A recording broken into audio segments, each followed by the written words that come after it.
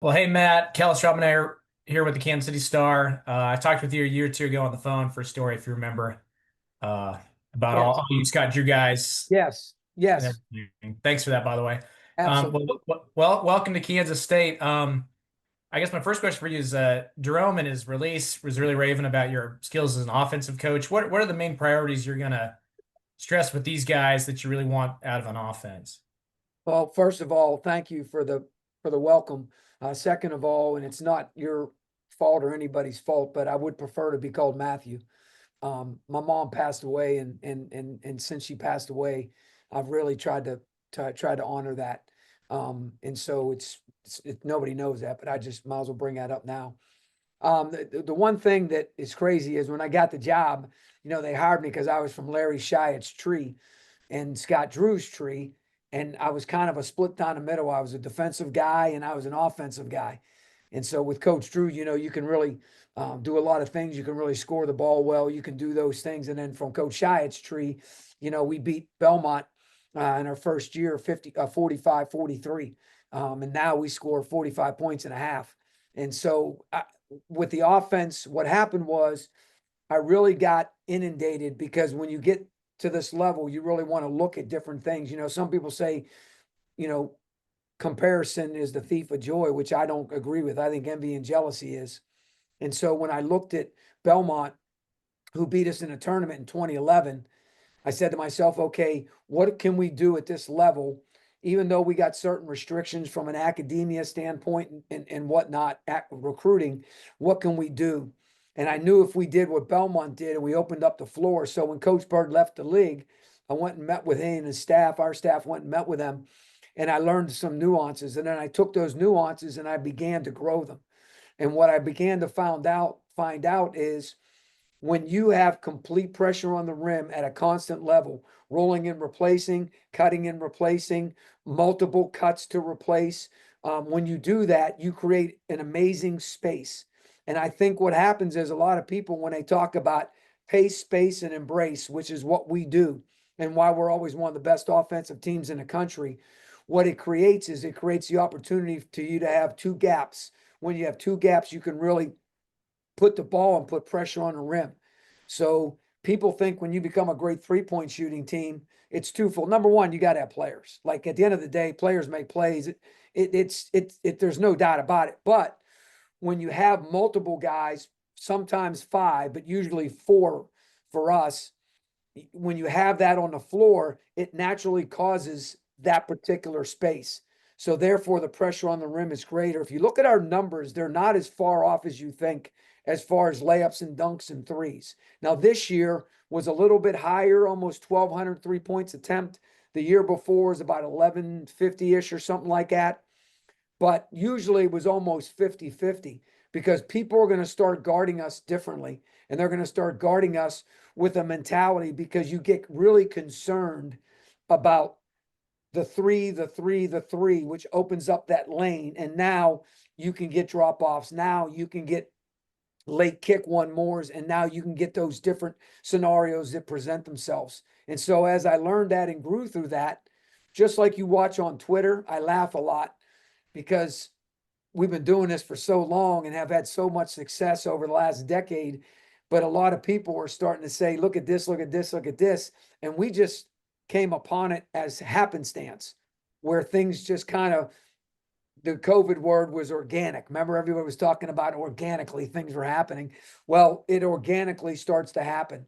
And so, as our guys begin to understand that, and our guys continue what they did last year, I watched all their offensive stuff, and of course, I watched so many of your guys' games as I did Baylor and Texas Tech, and of course, obviously the same league. So, had a really good feel for what your league was doing and for the way in which they were doing it. And so, I feel like if we continue to just change just some minor things, but continue to get better players and continue to help them understand that synergy, because when you have it, stuff just happens. And when stuff happens, you get stuff. And when you get stuff, now it becomes even that much more beautiful. So that's kind of how it unfolded. Okay. And what was it about this opportunity right now that made you willing to give up a head coaching job and go be a lead assistant again? So it's interesting. I thought that question was going to come up today and it didn't. I think very few people realize there's only 364 of these, according to Ken Palm.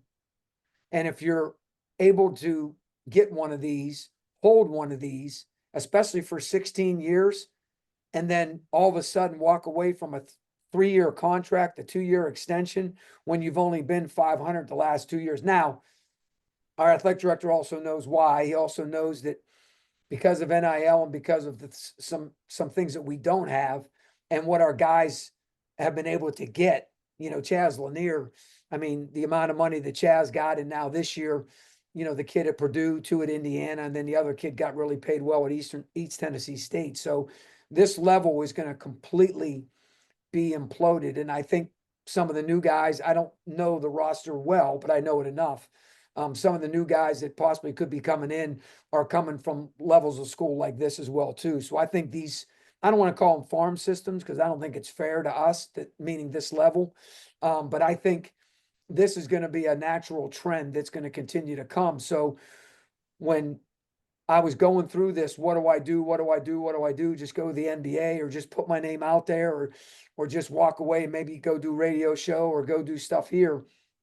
It never was really clear to me that it was time to go. But on April 3rd, to my face, Coach Tang made it very clear, intentionally through prayer and me intentionally. And so because of that, even all the people that I had for him, I had some ideas for him. Think about this guy, think about this guy. Coach, I want you. And specifically why is because of our 6 years at Baylor, which in his own words turned into the whole time he was at Baylor, because what we did and the way in which we did it, if you can imagine what was going on there. And so it resonated. And I was the oldest guy on staff. Here's Coach Tang, a high school coach coming in. Coach Mills at Wichita State was a high school coach coming in. Coach Drew was 31 going on 32. Coach Moorfield was young. And so as the old guy on staff, it was really something special for me to help those guys grow and learn and mentor and pour into. And so that's really another part of the excitement for me. When you take something like this, I start thinking about, okay, you've done this, you've done that, you've won, all that kind of stuff as a head coach, great. But now here's an opportunity to pour into a bunch of young people as well, too, and help them because they want to be head coaches, that they want to sit in this seat. And so there's a lot of levels to it. And obviously to be with Coach Island is my goddaughter and their family. Obviously, our wives are very, very, very connected through a lot of different scenarios, not just the 6 years there. So it's a lot more than just, coming in for offense or coming in for basketball. It's got a lot of layers. All right. Well, thanks, Matthew, and welcome to town again. Thank you.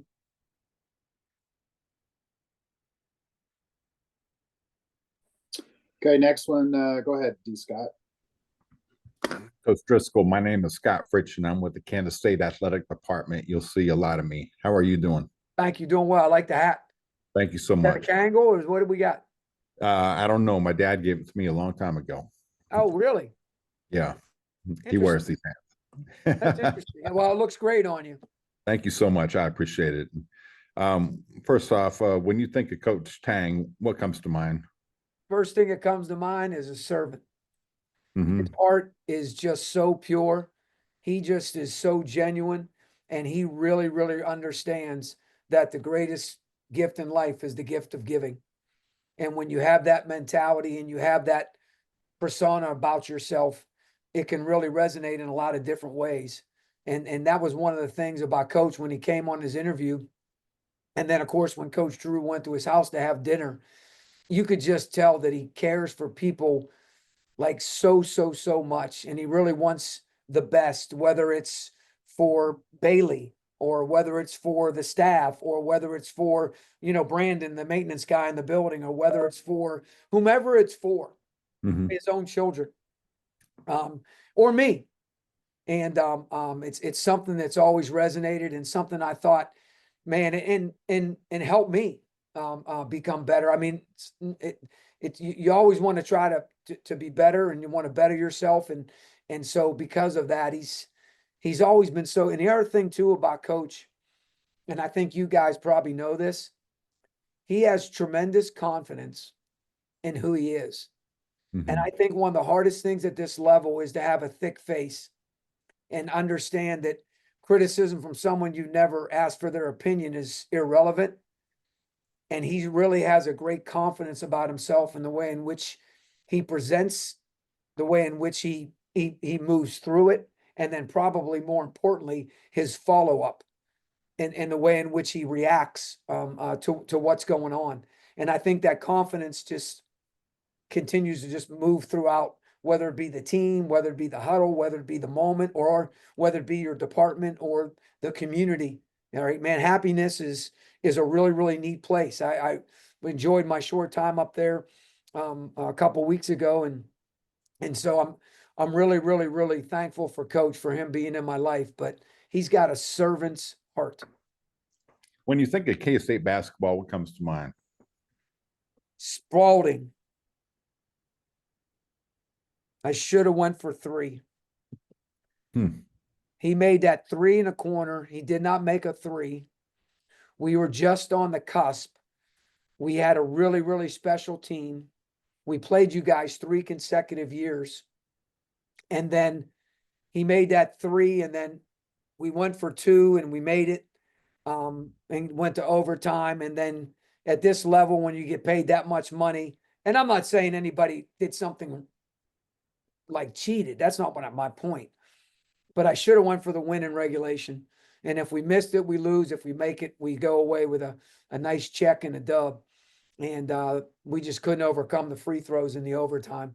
And so when I think of Kansas State basketball, I think of Spalding. I'm sorry, number 55. I don't know how to say his name. 55, whatever. Will Spradling. Bradling, 55, Bradling. Yeah, I know the number. I know numbers. I'm not great with names. It was in the right corner. Oh man, it was only one oh man. No. Not Okay. the answer you were looking for, I'm sure. I didn't expect Will Spradlin to come up today. One other question, just after 16 incredible seasons like you've had, Hey, can I add one more thing? please do. During the game, I used to wear a Baylor ring, the championship ring, because I always wanted to encourage the guys to what we're trying to do, right? And during that game, something happened, and it was so cold that when I went like this, the ring came off and flew across the floor. But because of that, after that game, I decided, you know what? I probably shouldn't wear this ring anymore. It's probably not that important. And when everybody asks me, I'll say, Baylor was Baylor, yesterday's history. Like UNF is what it's all about. So when we win a championship, and so every time we won a championship, I always wore the ring from that year. And I just took it off after this year because I had a 5-year window. And so it was the 5th year we had won a championship. So I took it off and I told the media I'm not wearing a ring until we win another one. So anyways, a flying ring came off too. So you've had 16 great years there. Thank you. I'm curious what you have learned most about yourself during your time. It's really, really important to do what my dad said. No matter how people are treating you, to always treat people with amazing kindness and be gracious. And so many people are walking around with so many different things going on in their life that sometimes we forget that they're humans and we're humans. And so I really, really, a bullseye's greatest bang for your buck is in the center. And I really, really, every single thing I do, I'm very purposeful. I have great intention.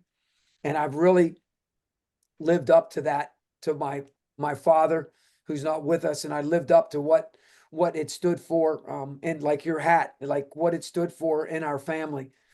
And so it's, when you start seeing these text messages and you start hearing these stories and you start you always love to hear your eulogy, right? And so like you start getting all this stuff and you say to yourself, you know what? Well done, well done. And so I'm really grateful that I've had the opportunity to listen to some of this because I'm not good at that. It's not one of my greatest characteristics. And so I'm thankful that I've understood and that I've lived up to how my father would want me to live my life. Thank you. By the way, I got like 4 or 5 more Kansas State stories that are you just brought all kind of stuff to my brain, by the way. Heck, hey, remember at Baylor, when you had Beasley and Walker. they had 75 against us and we scored 92. And one day we played you up there and they were chanting Rogaine, Rogaine. Because remember, your student body used to be behind our bench. And I went in and I was saying, I kept saying, we got to stay the course. We got to stay the course. We got to stay the course. And next, you know, your students were in the huddles and they were like, you got to stay the course. You got to stay the course. And it was like, your students were amazing. So your students used to give me the business. Okay. Awesome. Who wants to jump in next for questions, guys?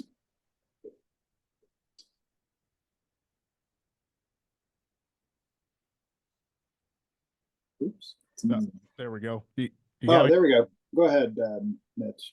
Hey, I just want to, Coach, just kind of pick your brain on, just kind of some of the things we've seen K-State struggle with over the last couple of years when it just comes to shot selection or maybe fixing a shooter's confidence.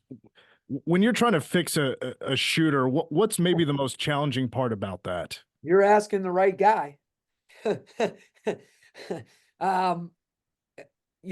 in doubt, shoot, always be in doubt, right? So how do you help them understand that? Because sometimes people say to me all the time, what color light do you have? Red, green, yellow? Like, how do you determine a shot selection? And I said, no, it's neon. And they're like, neon? I'm like, yeah. I'm like, when you're open and you're in rhythm, like you got to release, like you got to understand what that looks like and how that looks. And so there's a lot to that. And there's a lot that goes into that. But at the end of the day, when you're talking about confidence, Chaz Lanier is the greatest example. You don't win the Jerry West Award on accident. But for us, he only averaged 5 points a game back-to-back years. How do you go to 20 a game and become the most efficient player in the country? Well, number one is you have great confidence. And how do you get that confidence? Because coach continues to pour into you that this is what you do, this is how you do it, but you've got to continue to believe in it and see the results and reap what you sow, so to speak. And so because of that, whether it be through drill, whether it be through video, whether it be through conversation, whether it be through discipline, which is a commitment, and then it leads to consistency, because that's how you make great shooters. If a great shooter is disciplined, committed, and consistent, name me a great shooter that's not disciplined, committed, and consistent. Because at the end of the day, you want to take one shot. You don't want to take 3 different shots. And so how can you get them to be locked and loaded? How can you get them to understand rhythm release? How can you get them to know butt down, fingers up? How can you get them to understand what those things look like? Because if you don't have base and finish, it's hard for your preparation to arrive at the opportunity to create the success. Because A squared plus B squared is C squared. But if you're missing A or B, you can't get to C.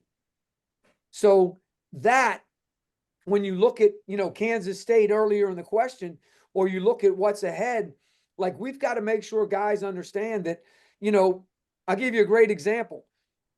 We track potential assists. And I know it's crazy. We've been tracking it for years, but Florida got all this shine this year because they do it. I forget what they call it, a victory assist or something like that. And like a hockey assist is what it used to be called. And so, when a hockey assist comes into play, or potential assist, and we love potential assists, which means everything's on time, on target, but the guy missed a shot.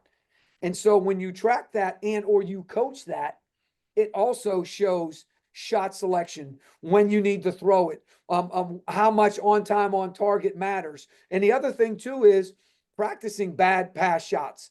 Like every pass isn't going to be perfect. So how good are you at moving your body? How good of you are changing your basically your course on the floor? And so all those things come together. So it's that timing, it's that understanding. And so we need to help these guys understand that, like everybody, like for example, how do you create what you want to create? Because everybody want to get to the same level.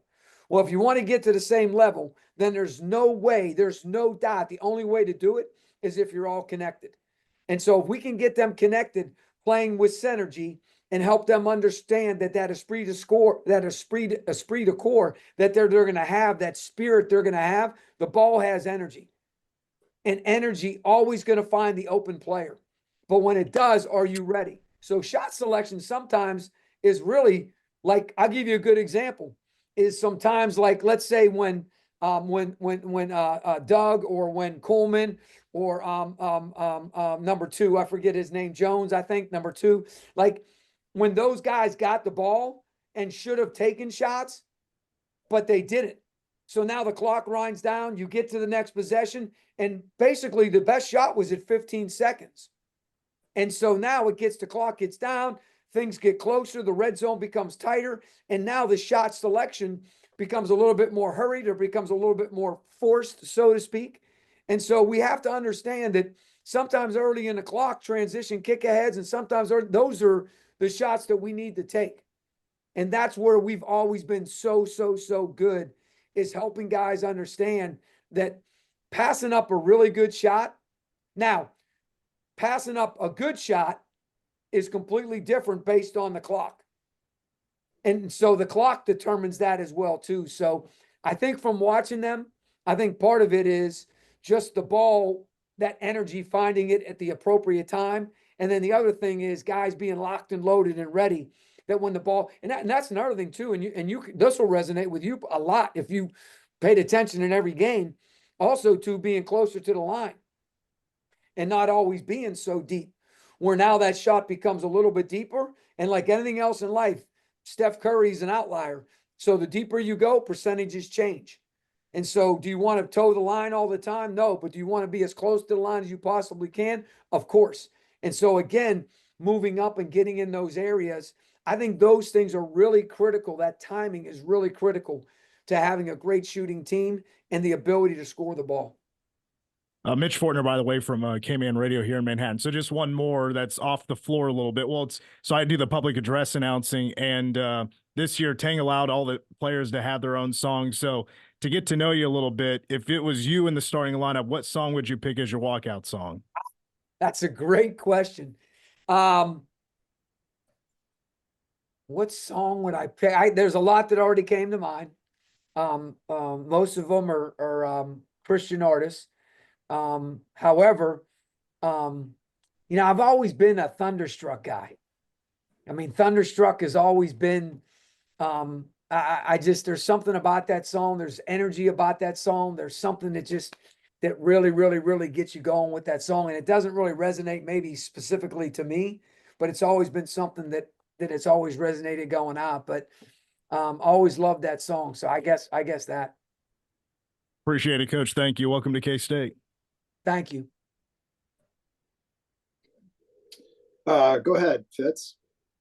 Coach Tim Fitzgerald from GoPowerCat.com, 24/7 Sports. So what's your schedule? When will you be arriving Manhattan, and do you know what your first duties will be? Thank you for asking that question. It looks like right now we're set up to get in the weekend prior to the start of summer school, which would be Monday the 9th. So I'm not sure exactly if it means drive 5, 6, be there 6, or drive, 6, 7, be there 7 or something like that. But somewhere in that range, that's what what we're striving for. It's actually, Tim, it's been a crazy situation that I didn't address today. My wife and I have been separate. I shouldn't say that word. My wife and I have been apart from each other for almost 2 weeks, because she went over to Italy to chaperone 10 students, 3 student athletes, as part of a UNF situation. She got back last night at 7:00 at night. And so the press conference was this morning at 10. And so when I went to Vegas to be with Coach Tang, we spoke together at a speaking engagement. He was out there for Coaches versus Cancer. I know they raised a lot of money for Kansas State, which was great. But also, too, Chaz Lanier, who's going to be a draft pick, was out there. So that 9 hours was really hard. So the best case scenario, I think, is we get in on the 6th. And the worst case scenario is, I believe, we'll get in on the 7th. Do you know what you'll be doing when you arrive? A lot. only because, see, I know everybody, on staff. And so like, I know Coach Peterson and I are older. And so I know the one thing that I'm really good at, and I say this from a humble heart. The one thing I know that I'm really good at is serving. And like, the one thing I've always done is, and with Coach Drew and Coach Shiat, is it's the utmost importance to me to make sure that whatever it is that they need or they need to have or they don't realize they need to have, and so to be proactive and forward thinking and all those kind of things. And I've always thought one of the greatest strengths I have as an assistant. And so I know there's going to be a lot of moving parts. And I think when I was there for a short time, a couple of weeks ago, I was helping Bailey move some water, and I asked her about, you need some help with the camp balls, and went down and helped move weights. I think I still got a, you can see the little bruise on my arm right there, from helping Phil move some weights. And so like, many hands make light work. And so I'm all about that. So I think it's going to be a lot, because I think because of the moving parts with people leaving, new people coming in, and of course a completely revamped roster. And I just get there. So it is what it is. It's probably the best way to do it. Nobody's ever gone through what we've gone through with the murder. And it was just me for the first Friday, Saturday, Sunday, Monday, Tuesday. I think it was the first 5+ days.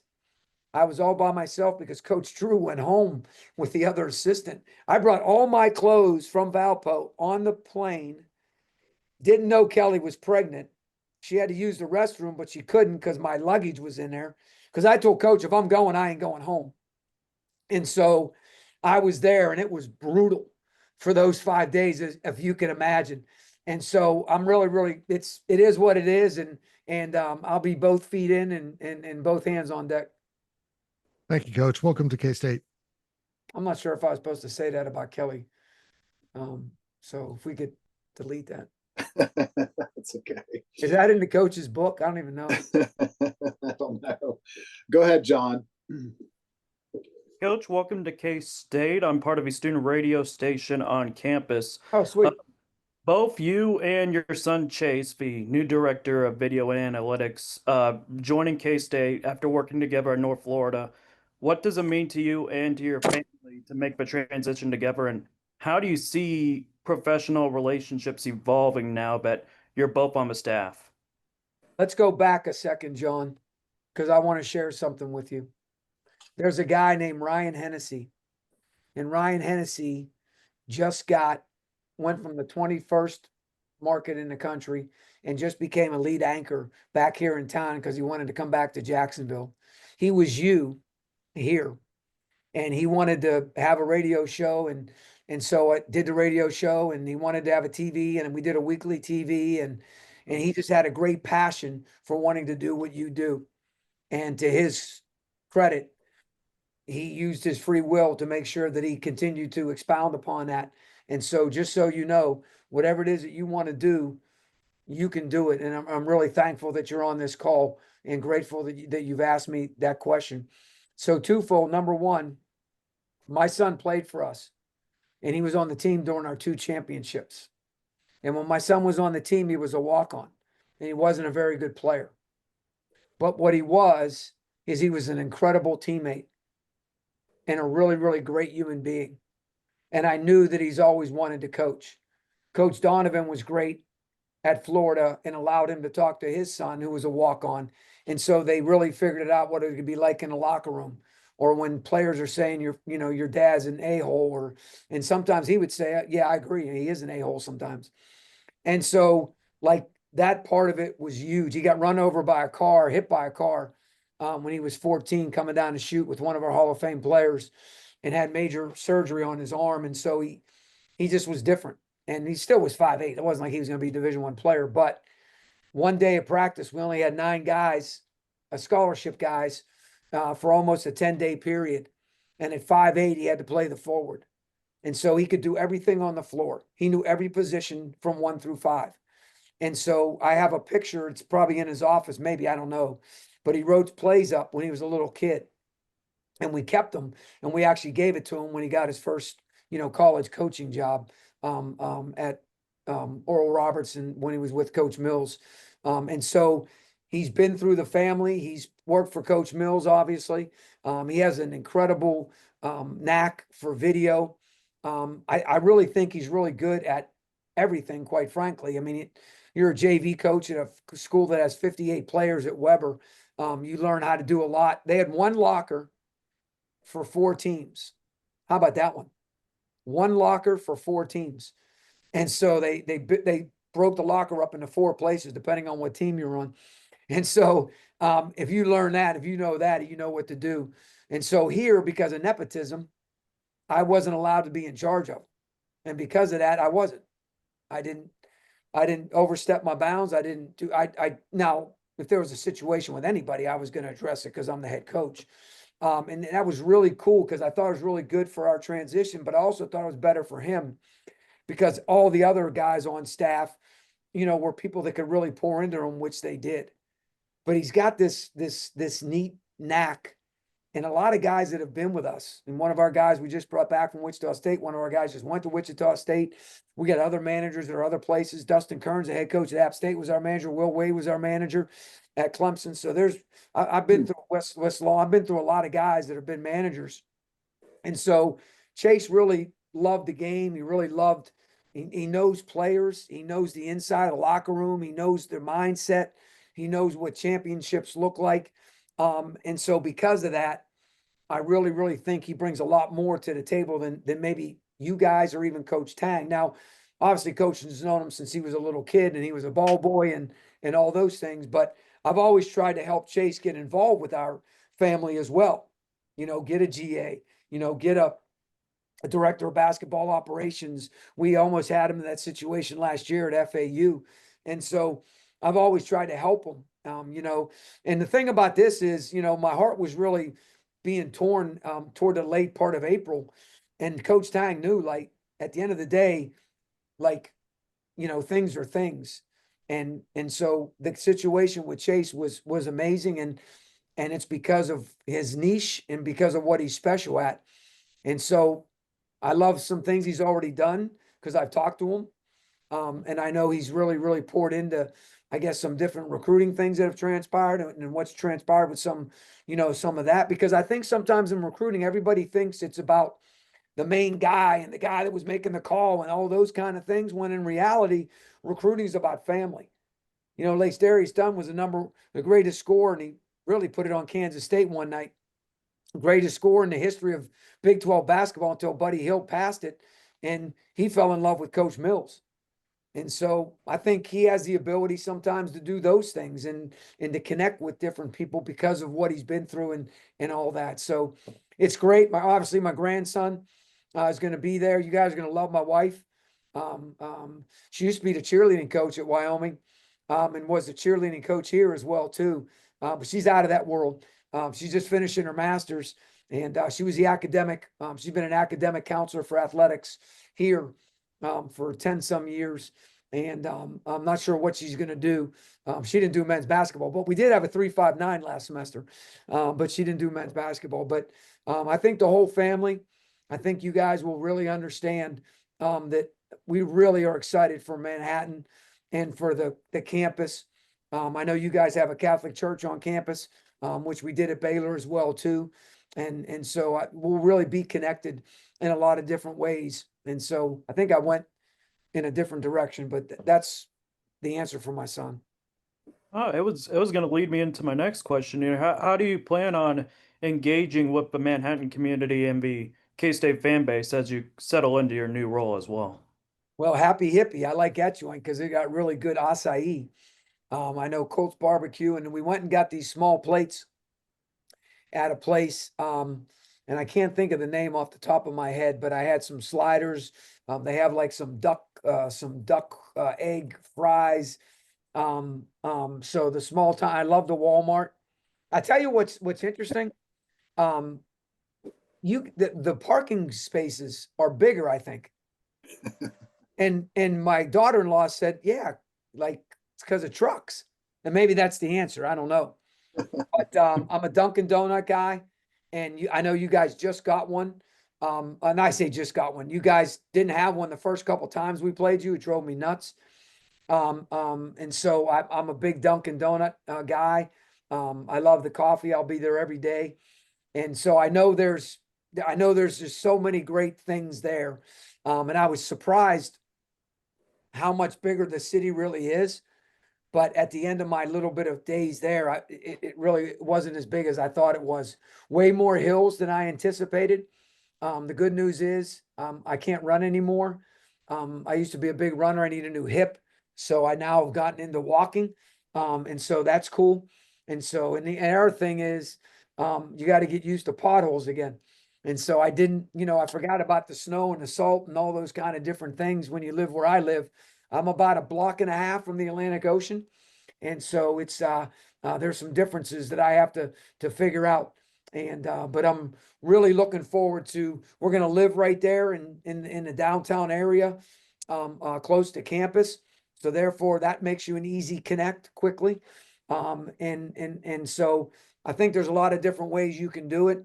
But the one thing I'll be is if you walk by me, I'm going to say hello. And if you got 2 earbuds in, I'm still going to say hello. And it's just who I am. It's just the way I'm wired, and just try to be a blessing to anyone.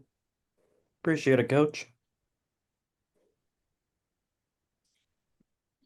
Any other questions for Coach before we let him go?